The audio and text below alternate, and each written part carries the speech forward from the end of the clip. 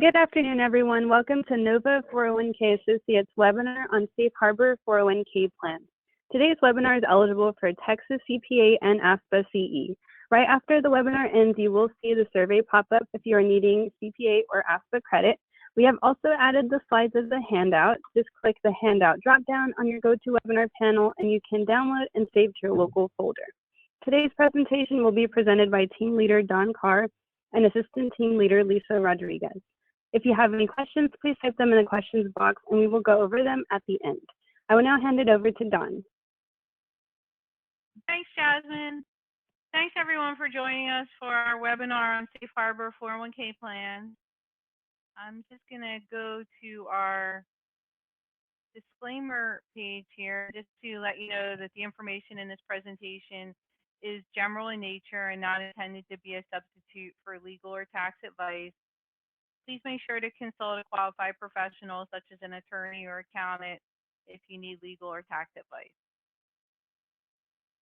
Also, if you need Texas CPA credit, we will be sending you out some information after the webinar is over. Our provider number is listed here, 009-820.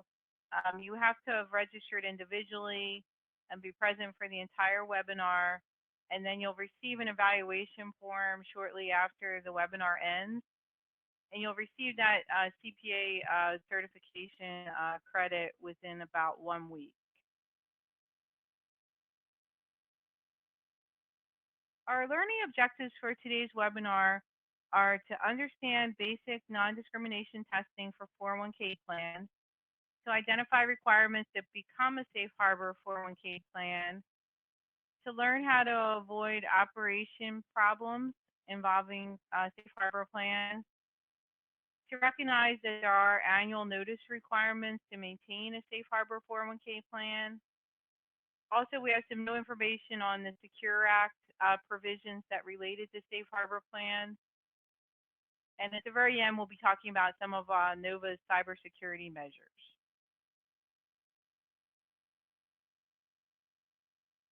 In talking about your plan, it's important to understand all the different roles involved with the plan and the different responsibilities of each role. Your investment provider, that's going to be your fund company. That's going to be your multi-manager investment portfolio, investment transactions, the plan sponsor and participant reporting, which is usually on a quarterly basis. And they're also going to be involved with a lot of the participant education and communication. NOVA, as your TPA, handles the compliance testing and the consulting work on the plan. We help you to optimize your plan design with your initial plan drafting and also with any either discretionary or required amendments that come up during the course of the plan. We also help you with your distributions and loans. Oftentimes, depending on the investment provider, we'll get involved with reviewing distributions and loans before they actually get processed. We also handle the government reporting and disclosure. So, for example, your Form 5500 form. Your investment advisor is responsible for the client relationship. They're the one that has your annual review, consults with you on your plan, also helps you out with enrollment of new participants.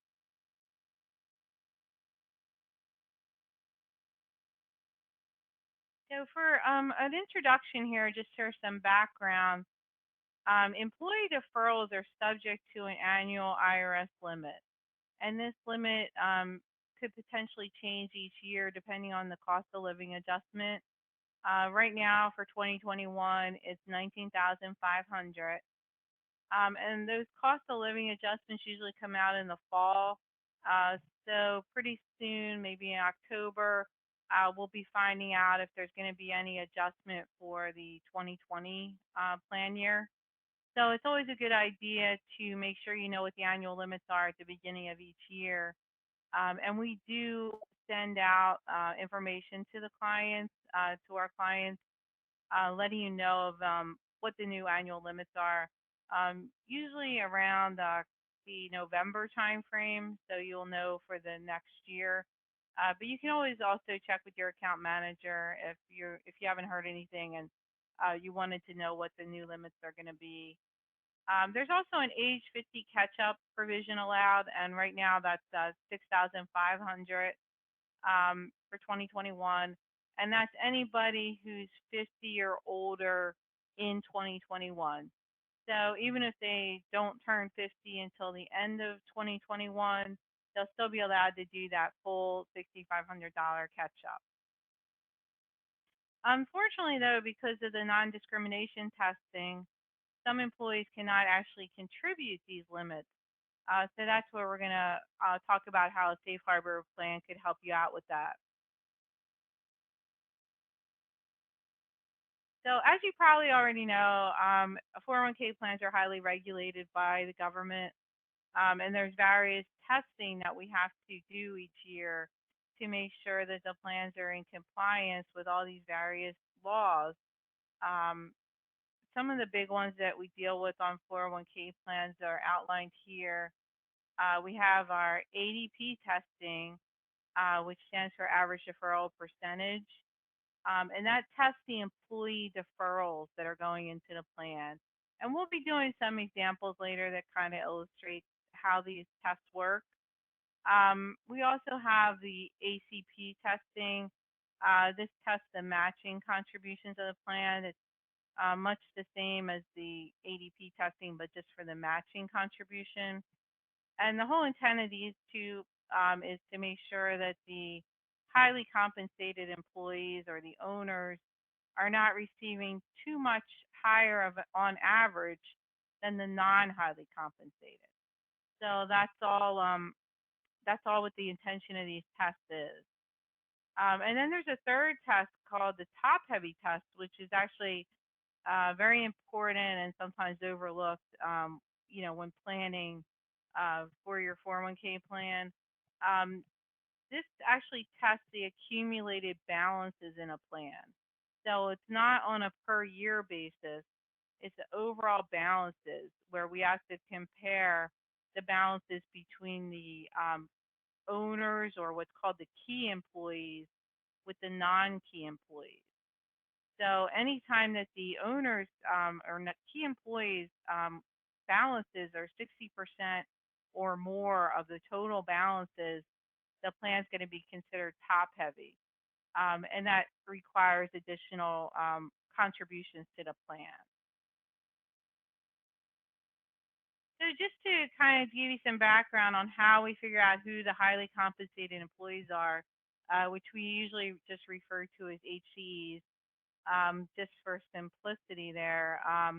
But it means highly compensated employees, and it's not always exactly who you might think it would be. It's going to be an owner that owns more than 5% of the company in the plan year or in the prior plan year. It's also going to be an employee with compensation in excess of a certain dollar amount. And this amount changes from year to year also with the cost of living.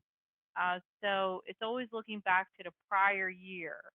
So right now, for 2021, we're looking back to 2020.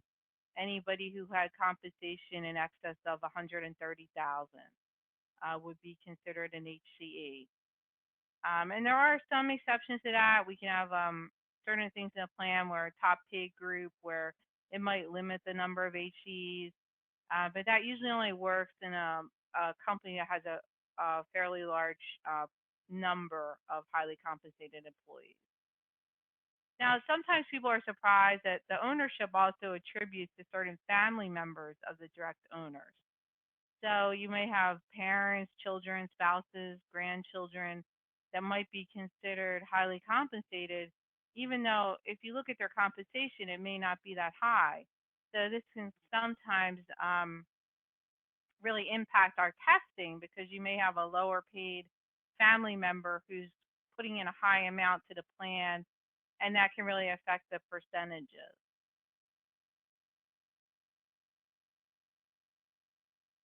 So with the ADP testing that we talked about, it demonstrates that a plan does not discriminate in favor of the highly compensated employees with regard to the deferral rates of contribution. And that could be either pre-tax or Roth. They're both considered together as employee contributions. So generally speaking, the HCE average must be within 2% of the non-HCEs. I'm going to be doing an example on the next slide to kind of show you how that works. But if you fail this test, it requires some sort of corrective action. So the most common is going to be refunds to your highly compensated employees. So they'll be getting taxable refunds after the end of the plan year. Another option is additional contributions to non-highly compensated employees. And this could be an option sometimes, but sometimes this additional contribution can be quite high. So here's just a real simple example where we show 2 highly compensated employees and 4 non-highly compensated. And you can see with the highly compensated, we take the average, we take their deferral percentage, which is their deferral divided into their compensation for each HCE, and then we take the average of that. So we're coming out with a 9.5 average.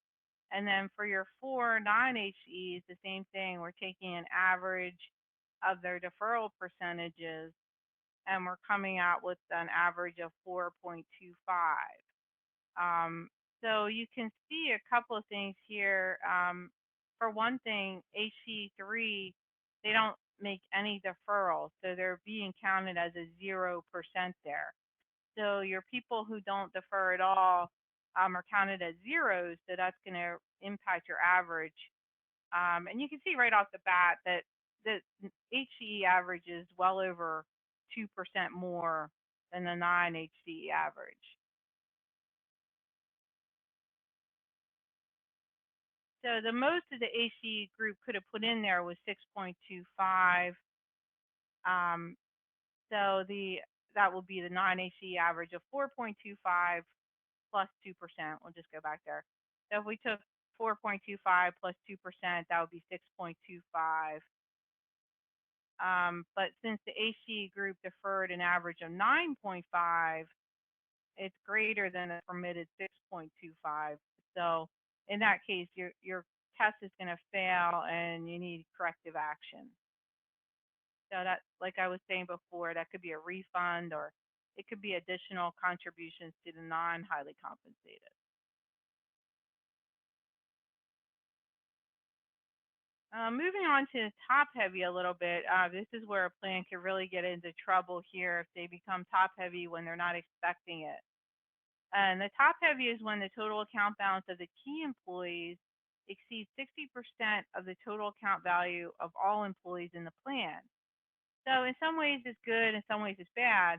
It's good sometimes because the owner employees are getting the bulk of the contributions in the plan, or the certain well-paid key employees, officers, that they're getting the highest amount out of the plan. But it could be bad because if your plan is top heavy, you're going to have required contributions that you very well may not be expecting come the end of the year. So when a plan is top heavy, all eligible non-key employees who are still employed at the year end are required to receive a minimum contribution.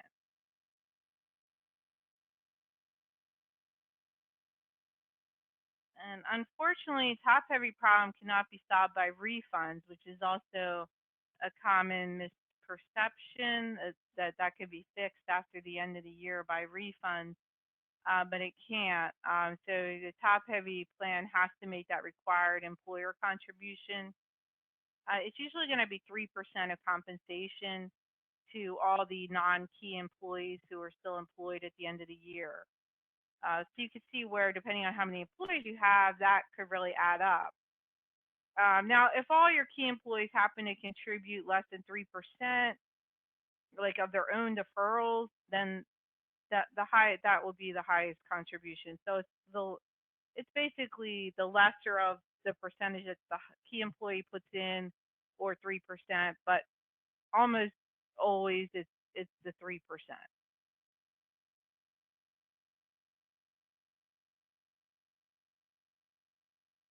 So to try to help with this whole problem of failing the testing and the top heavy, um, back in 1999, Congress added safe harbor 401k plans to the law. And then in 2006, there was the Pension Protection Act that added an additional safe harbor just for plans to do auto enrollment. And that's called the QACA. We call it Qualified Automatic Contribution Arrangement. So we're going to go into these in a little bit more detail now.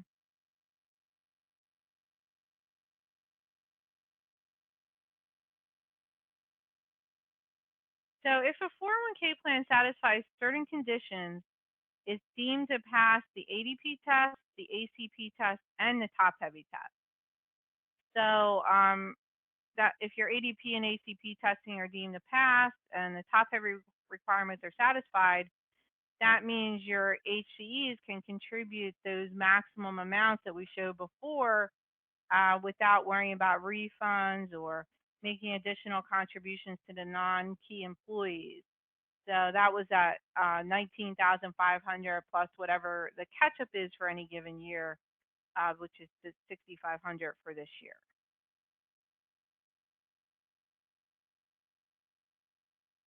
So some of the requirements for to be a safe harbor plan, one of them is an annual notice requirement. It has to be provided 30 days before the first day of the plan year, and you have to specify what your safe harbor contribution is going to be in there, which we'll go over the different types in a minute. Um, and then for the vesting, that's the usually it will take a number of years for the money in the plan to become vested, but it's 100% vesting requirement for safe harbor contributions. So not for the whole plan, but just for the safe harbor part. But the QACA, the auto enrollment plan, that could actually have a 2-year cliff vesting. So that's one advantage to that type. There's also in the past been some withdrawal restrictions on safe harbor contributions, so that you can't always take them out as easily as like a regular match or profit sharing.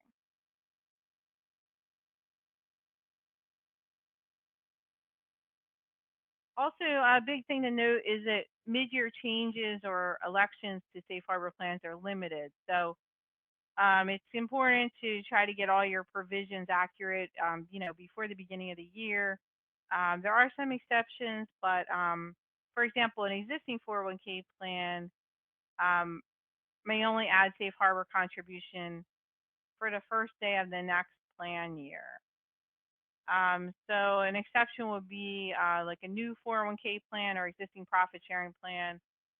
A new 401k plan or a plan that was just a profit sharing plan, they can still put in a safe harbor, but you have to have it in place for at least 3 months of the year. So you really would need to get that in place by October 1st if you're on a calendar year. Now, there are limited amendments or changes that could be made to existing safe harbor plans during the year. And these rules have changed a bit.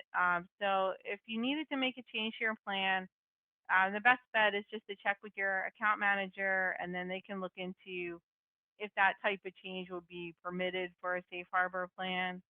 And there have been some changes with the Secure Act that we are going to be talking about later in the presentation. Some changes that involve when you can add a 401, when you can add a safe harbor plan.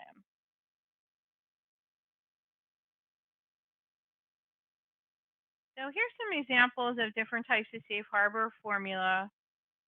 We have what we call the basic safe harbor, which is 100% match on the first 3% of employee contributions, plus a 50% match on the next 2% contributed. And I will have some examples coming up too.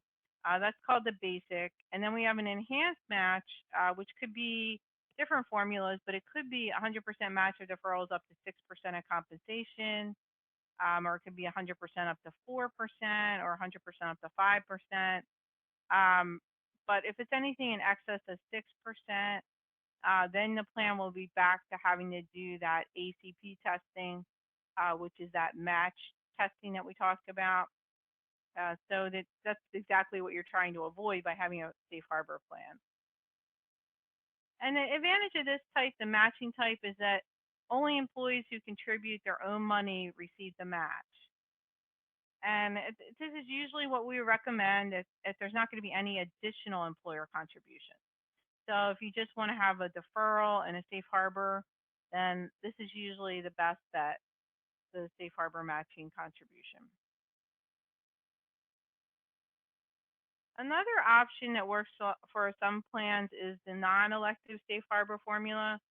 So that's usually going to be 3% of compensation for anybody who's eligible for the plan. So you don't have to contribute your own money to get the contribution. And this is usually the preferred method when the owners or the HC's intention is to receive the maximum allocation. Um, right now it's 58,000 plus the catch up. So basically, if the plan is to do not only the deferral and the safe harbor, but also like an additional profit sharing, a lot of times the safe harbor non-elective works out to be the best option.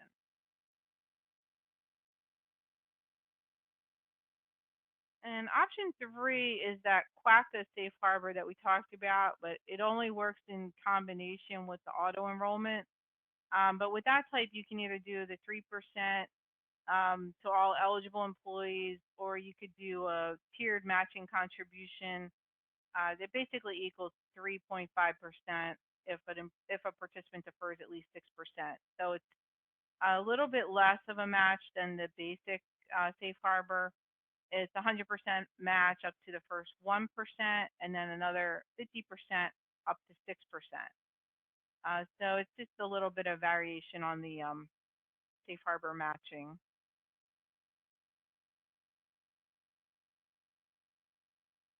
So just an example here using the basic match. If somebody had compensation of 50,000 and then their 401k deferral was 4,000, that would be 8% deferral. So the employer match is 100% of the first three and then 50% of the next two. So you just to take 3% and then 50% of the next two. So it basically, because they're deferring more than 4%, it I'm sorry, because they're deferring more than 5%, it basically works out to be a 4% match. So it's kind of the easiest way to remember that is if somebody defers 5% or more, they're going to get a 4% match. Of course, if they only defer 3%, they only get a 3% match.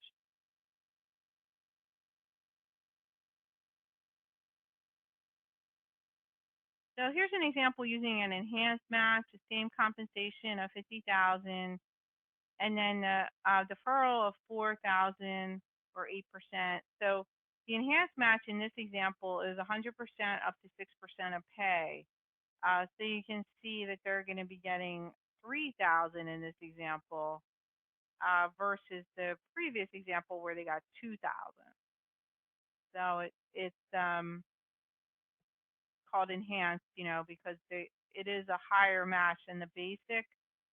But in some cases that you can find this a little bit easier to explain to people because instead of doing 100% up to 6, you could do 100% up to 4, for example.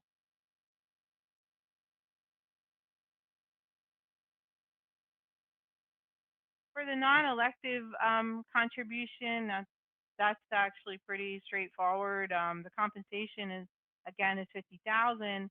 It doesn't matter if they make their own deferrals or not because it's not taken into account at all. The contribution is going to be 3% of their compensation. So it's 1,500. So it seems like less than the other ones, but you have to remember it goes to everybody who's eligible. not just the people who put in their own money. So all eligible has to receive the non-elective safe harbor. But this particular type of safe harbor can be used towards like profit sharing. So it works out really well if the company is also planning to do a profit sharing contribution. So I'm going to actually be turning over to Lisa at this point, and she's going to talk to us about some vesting requirements. Thanks again. I'll be back at the end if you have any questions.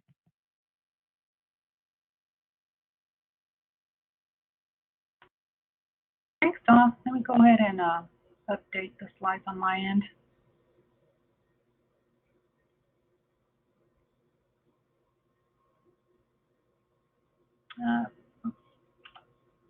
Can y'all see that? Can y'all see my presentation? Yes, ma'am. Okay, perfect. Thank you. Okay, so next, let's go over the vesting requirements for Safe Harbor 401k plans. So both the Safe Harbor match and the Safe Harbor non-elective contributions must be always 100% vested at all times. Now, if it's a Safe Harbor QACA plan, they may elect the 100% vesting until 2 years of service. And what that means is that in year one, they could be 0% vested, and in year two, it will be 100% vested. Any other employer contributions are subject to the regular vesting schedule. So remember to refer back to the plan document to determine what the vesting schedule is for your company's 401k plan. So next, in order to be a Safe Harbor QACA plan, you have to meet the below requirements. You have to allow for auto enrollment with a minimum default percentage of 3% and a maximum of 10%. Auto escalation is required. If the defaulted rate is less than 6%, this means auto enrolled participants must be auto escalated each year until 6% is reached. The employer may elect to continue auto escalation until a maximum of 10%. If you're interested in doing the auto escalation, I definitely recommend to contact your record keeper just to make sure that they do accommodate for auto escalation as an easy process for them to actually help with auto enrollment.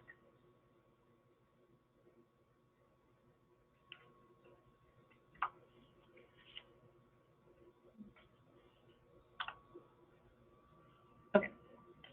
So Safe Harbor contributions do have withdrawal restrictions. First, you must be age 59 and a half to withdraw your current contributions or be a terminated participant. Now, some plans may allow participants to have been defaulted in an enrolled, what you call QACA plan, to take permissible withdrawals of their automatic enrollment contributions within the 90 days of being auto-enrolled. You would have to look at your plan document just to double check if the plan actually allows for permissible withdrawals, if the plan is using this automatic enrollment feature. Okay. So some Safe Harbor plans have to comply with an annual, but I shouldn't say so. Some, all Safe Harbor plans have to comply with the Safe Harbor annual notice requirement in order to keep their Safe Harbor status each year. This means that they are required to give a notice to all the eligible participants at least 30 days and not more than 90 days prior to the beginning of each Safe Harbor plan year. Any new eligible employees must be notified no later than their date of eligibility, and of course no earlier than 90 days before their eligibility date. NOVA usually sends out a reminder email on or about mid-November informing you that the notice is available for download through our website for you to distribute the notice no later than December 1st. And that's every year. We'll send out an email just to remind you to send out the notice.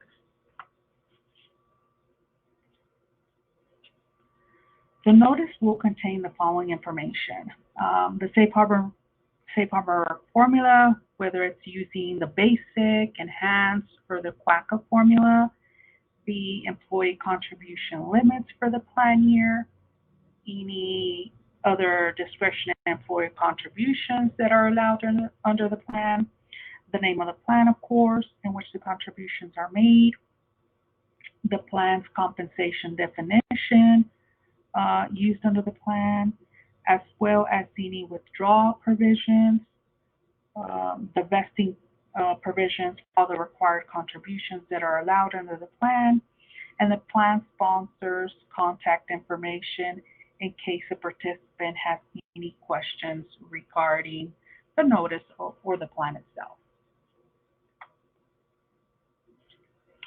So moving on to some operational problems that you should try to definitely avoid.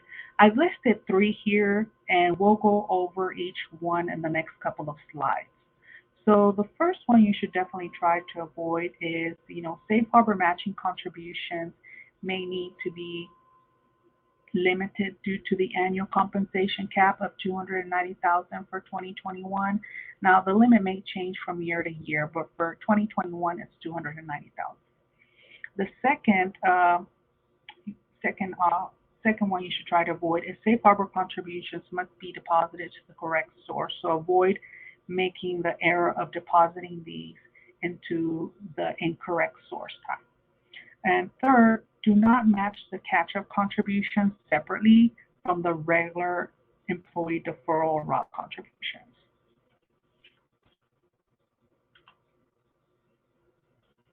Okay, so the first one I've mentioned was the compensation limit. The compensation limit for 2021 is $190,000. This means that the maximum comp limit we can actually take into consideration when calculating the safe harbor contribution for the year is $290,000. Now the IRS may index this limit from year to year. Sometimes it stays the same, and sometimes it does increase. We'll actually notify or inform you of any new IRS limits usually in the 4th quarter of each calendar year.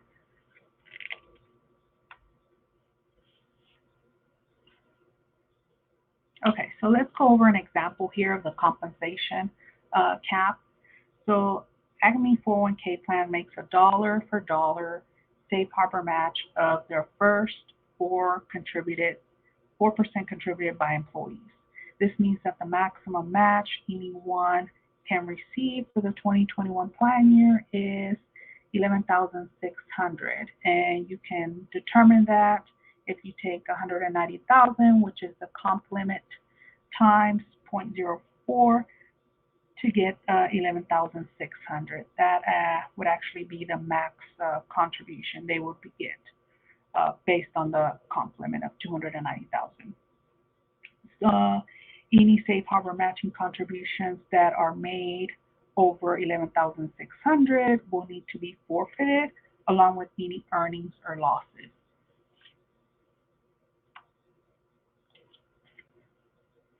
The second problem you should try to avoid is depositing the safe harbor contributions into the wrong source.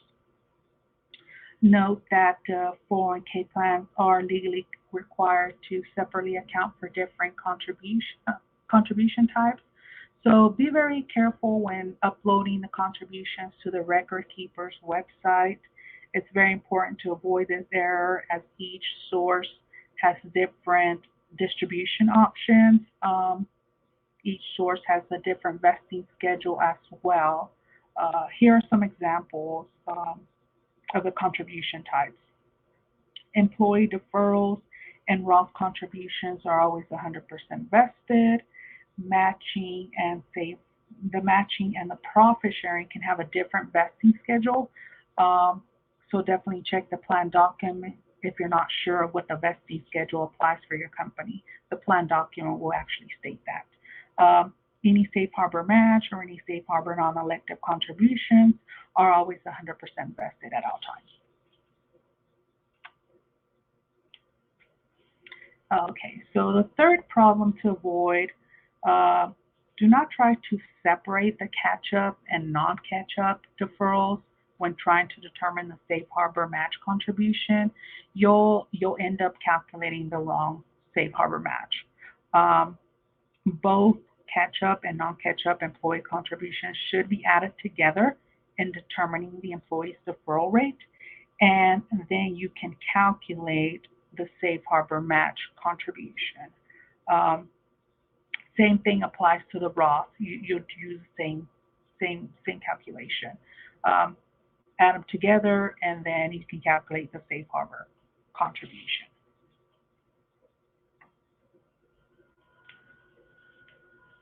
So in the event the plan sponsor calculated the wrong match, you will need to work with your payroll provider or internal payroll person to correct this issue. Note that the tiered safe harbor match formula is a very common formula, but sometimes can be calculated incorrectly. So feel free to reach out to your account manager if you have trouble in determining how to calculate it or have issues on how to calculate the safe harbor match formula for your plan.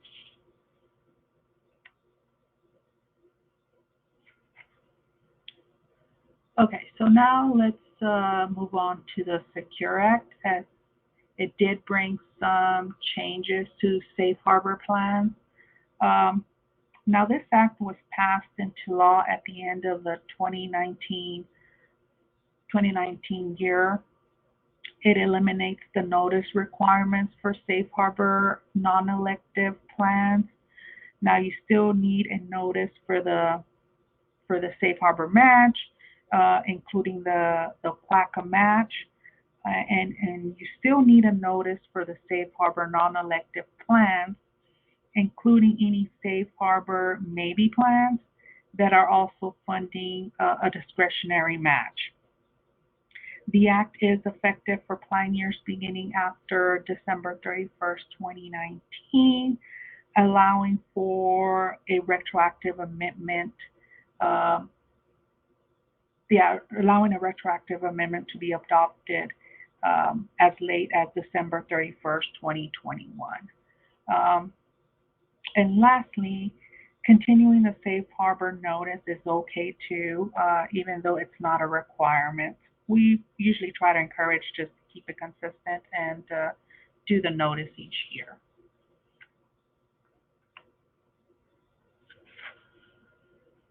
Now, the Secure Act allows for the following. One, the ability to switch to a safe harbor non-elective mid-year.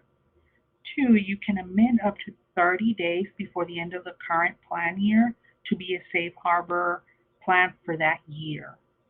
And now a required contribution of 3% of the gross pay, which is retroactive to 1/1/2021. So even though you implement it mid-year, you would still have to do the contribution from January 1st of 2021.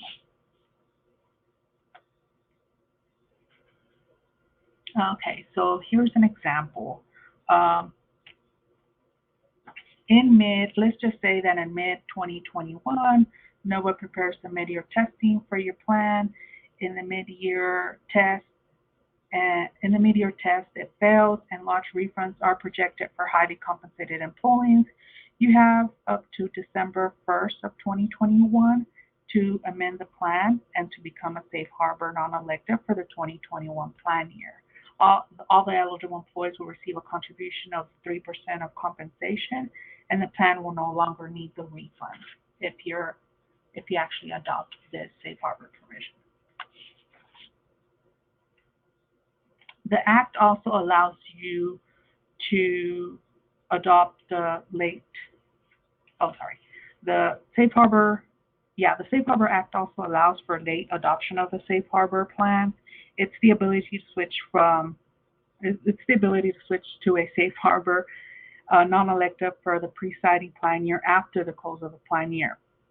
Now, in this situation, an amendment must be adopted before the end of the plan year, up to 12 months after the testing. A required safe harbor contribution of 4% would be required versus the 3% that's done if you adopt this mid-year as in the prior slide. So in this case, if you adopt it after the end of the plan year, you would have to do a safe harbor contribution of 4%, and it is retroactive to 1/1. Um, the late adoption also applies to any safe harbor QACA contribution plan.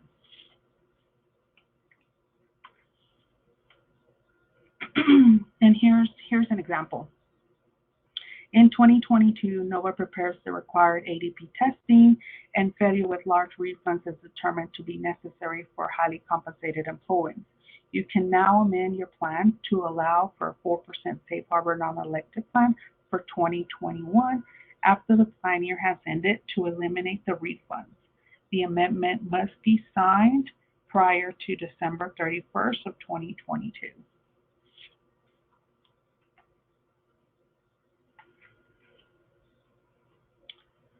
So the safe harbor also brought changes to the QACA plans. Auto escalation was actually increased from 10% of compensation to 15% of compensation. The employer contribution did not change. The plan will need to be amended to implement this auto increase if you are interested in this option. Now, the change is not mandatory. Therefore, plans currently capped at 10% can stay at the 10%.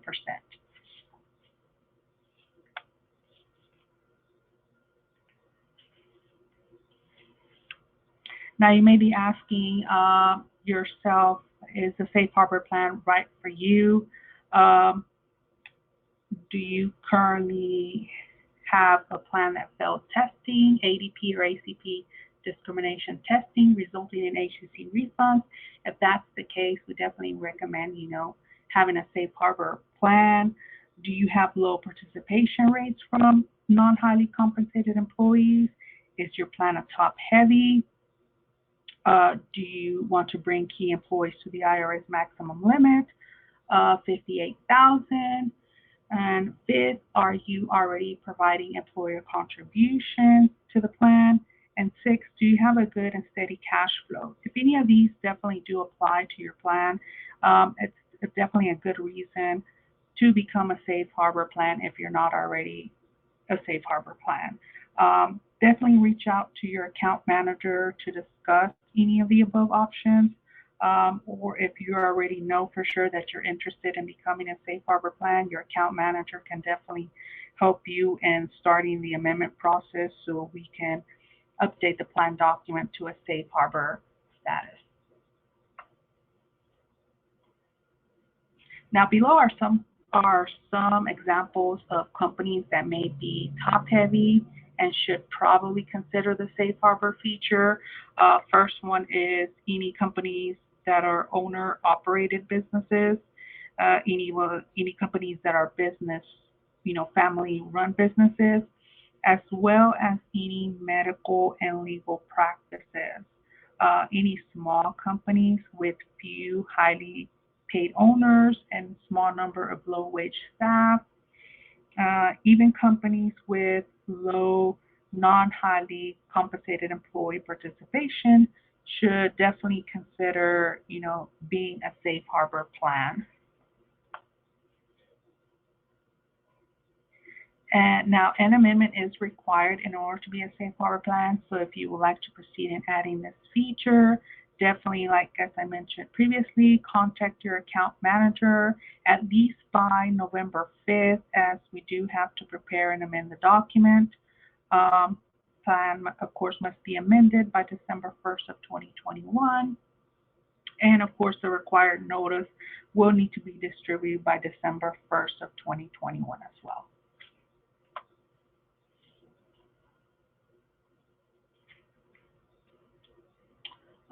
And then, of course, you will need to allow participants to make their new elections for the upcoming plan year, and you must notify the record keeper to set up a safe harbor contribution source for your plan. You also have to notify your payroll department or your payroll provider of the actual change of adding the safe harbor contribution to the plan. Okay, so now moving on to our NOVA cybersecurity measures. I've listed some items here that tend to have like confidential information. First bullet, census files, deferral files, payroll and address files. These all contain, confidential information from Social Security to dates of birth. Therefore, always try to send these to us through our secure file website. The next would be non-discrimination testing. Also has confidential information, including like the ADP test, the top-heavy test, 415, 402G, and the 404A test. Those have confidential information as well from dates of birth, social. Now, most softwares do mask the Social Security nowadays, but some still do not. Now, NOAA does prepare your compliance testing each year, and we will post this report onto our website and then send you an email when it's actually ready for you to download. So that prevents any confidential information from being sent out via email. It's usually posted to our website for you to download. Now, in regards to the actual distributions or loan forms. Now, those also contain confidential information, so we definitely encourage you to send us any of those forms through our site. If you're currently using like an encrypted software, use that software to send us, the form via email, or you can even send the form by fax to our distribution department as well. Now, tax forms, those contain confidential information as well, such as, W-2 forms, K-1s, and even Schedule Cs. So with that being said, these types of files should never be sent via email without inscription. Therefore, we definitely do encourage you to send, to use our website to send any type of files to any of NOVA rep. Okay, so here's a link to our website. Our secure website includes a secure file exchange feature that allows for the transmission of data from yourself to your NOVA account manager and vice versa. So any type of file, definitely use our website to send it this way. We do use an inscription software ourselves. We actually use Proofpoint. In the event we actually need to send something to you, then we would use a Proofpoint to send that to you. Now, new plan contacts must be authorized by any existing contact before being added to our system. So that's one precaution we actually take. NOVA actually does have mandatory training for all our NOVA associates each quarter to actually go over any security measures that may arise.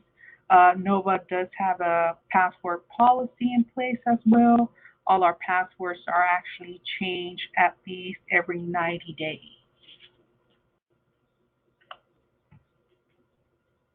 So I guess that concludes our presentation. But as a reminder, this is a webinar that does qualify for CPA credit. Make sure you complete the survey that will pop up after the end of the webinar ends. And you should receive a certification within at least 1 week via email. Jasmine, did we have any questions? Yeah, yes, ma'am. Yes, ma'am. We did receive 2 questions. So I'll go ahead and read the first one for you ladies. Can you go over the Safe Harbor Basic Match formula again? What if someone contributes 4%? What would be their matching amount?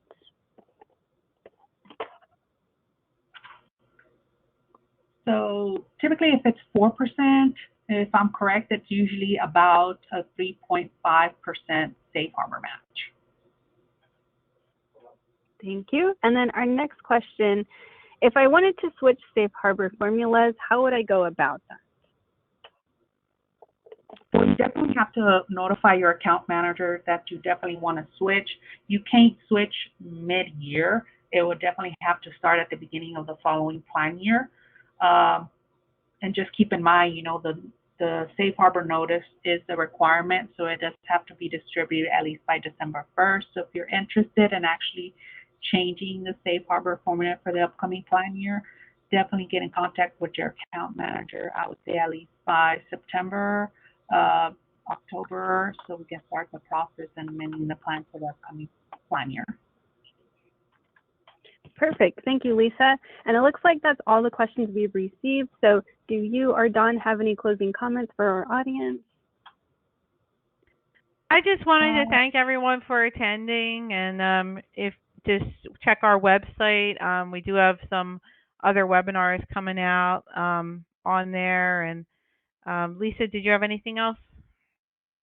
No, that's it. Thank you very much for attending. Thank you, Lisa and Dawn, and thank you to everyone for joining us today to talk about Safe Harbor 401k plans. Please note there will be a survey that will pop up right after the webinar ends for you to complete if you need Texas CPA credit or ASPA CE, so just be on the lookout for that. The certificates will be sent out in 1 week, and the recording of this webinar will be made available on our Nova YouTube channel by the end of next week. If you have any questions, please reach out to your dedicated account manager and they will be happy to assist you. And for any other questions, please email us at webinars@nova401k.com.